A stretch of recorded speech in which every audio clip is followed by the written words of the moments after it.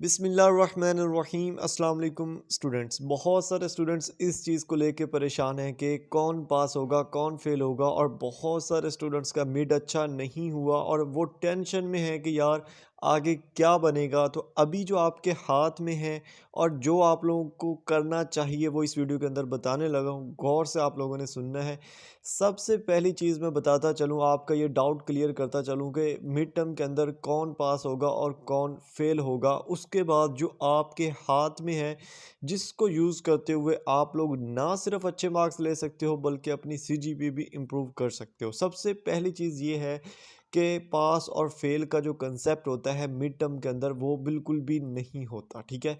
लेकिन फिर भी अकॉर्डिंग टू 20% रूल जो मिनिमम पासिंग मार्क्स आपके होने वाले हैं वो आपके 6 to 12 मार्क्स हैं। मतलब कि अगर 30 मार्क्स का कोई पेपर है तो उसमें से आपके 6 मार्क्स, और 40 मार्क्स का पेपर है तो उसमें से आपके 12 मार्क्स। अब ये जो क्राइटेरिया है इसको मैं जो है ना वो डिटेल में नहीं बताऊंगा। मैं जो चीज़ बताने लगा हूँ वो गौर से सुने, ठीक है। आपका मिड हो गया, बुरा हुआ चाहे अच्छा हुआ, अभी जो आपके हाथ में है, जो आप अभी कर सकते हो, जिसकी वजह से आपका मिड का जो पोर्शन है, जो आगे आने वाली एक्टिविटीज़ हैं और जो स्पेशली सीजीपी है वो इम्प्रूव हो सकती है। तो उसके लिए सबसे पहला स्टेप ये है, आपको अगर मैं यहाँ पे फाइनल टर्म की डेट दिखाऊं तो फाइनल टर्म की जो date according to official view calendar है वो 26 जनवरी है, ठीक है। चांसेस हैं कि इस डेट को आपका फाइनल स्टार्ट हो सकता है। अगर इस डेट को आपका फाइनल स्टार्ट होता है तो आपके पास 1 मंथ है बस, ठीक है। तो इस मंथ के अंदर आपने करना क्या है, कैसे करना है, गौर से सुनना है आपने, ठीक है। आप लोग जितने भी हैं जो इस चीज़ की टेंशन लेके बैठे हैं कि यार मैं फेल हो जाऊंगा, मेरा मिड अच्छा नहीं हुआ, मेरा क्या बनेगा, तो प्लीज़ आप लोगों ने इसकी टेंशन नहीं लेनी। इसको छोड़ दें, इसको निकाल दें अपने माइंड से। जो आप लोगों के हाथ में है उसके ऊपर फोकस करें। सबसे पहले तो यहाँ पे देखें, जो क्विज़ेज़ आपके स्केड्यूल हो चुके हैं, जो एक्टिविटीज़ आपकी स्केड्यूल हो चुकी है आपके एलएमएस के अंदर, इनको मिस नहीं करना। इसकी वजह ये है कि आपका मिड अगर बुरा भी हुआ है तो इन एक्टिविटीज़ का जो पोर्शन है वो भी तो काउंट होता है ना। मिड और जो एक्टिविटीज़ होती हैं फाइनल टर्म से पहले का, फाइनल से पहले का जो पोर्शन होता है ना उसको काउंट किया जाता है, और वो आपका 40% होता है, 40 या 45% होता है, जिसमें से आपने 20% लेने होते हैं अकॉर्डिंग टू 20% रूल, ठीक है। मिड अच्छा नहीं भी हुआ, अगर आपकी एक्टिविटीज़ अच्छी हो रही हैं आपकी परसेंटेज इंक्रीज़ होगी। इसलिए मैंने यहाँ पे हमारे जो व्हाट्सएप चैनल है उसमें भी वॉइसेस आज की हैं, इसको आपने ज्वाइन करना है, वॉइसेस सुननी है कि बेसिकली ये चीज़ें वर्क कैसे करती हैं, ठीक है। एक तो आप लोगों ने एक्टिविटीज़ को मिस नहीं करना। दूसरी जो चीज़ मैं यहाँ पे बताने लगा हूँ वो ये है कि आप लोगों ने एक चीज़ मतलब कि क्या किया होगा, एक्सपीरियंस किया होगा आपने किस चीज़ का भला, कि आपके जो पेपर हैं वो कैसे आए हैं और आपके हर सब्जेक्ट का जो पेपर था वो कैसा आया है। मतलब कि फॉर एग्जांपल अगर हम एक एग्जांपल के तौर पे यहीं से कोई सब्जेक्ट उठा लें, जैसे कि इस्लामियात की मैं बात कर लेता हूँ, तो आपको ये आइडिया हो गया होगा कि यार इसके ना सिंपल अगर आप हैंड आउट समझ के कर लो तो आपका पेपर हो जाता है।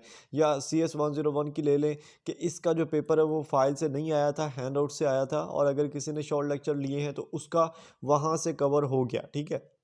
अब ये जो आपकी असेसमेंट होगी हर सब्जेक्ट के लिए, ये आपको पता चल गई होगी। तो मैं आपको एक ही रिक्वेस्ट करूंगा कि आपने ये जो असेसमेंट है इसको राइट कर लेना, ठीक है। राइट करना है। राइट करने का फ़ायदा ये होगा कि आपको पता चलेगा कि आपने कहाँ पे आके जो है वो मिस्टेक की है, किस सब्जेक्ट की तैयारी करने में आपने मिस्टेक की और किस सब्जेक्ट की आप अच्छे तरीके से तैयारी कर सकते हैं अपकमिंग एग्ज़ाम के लिए, ठीक है।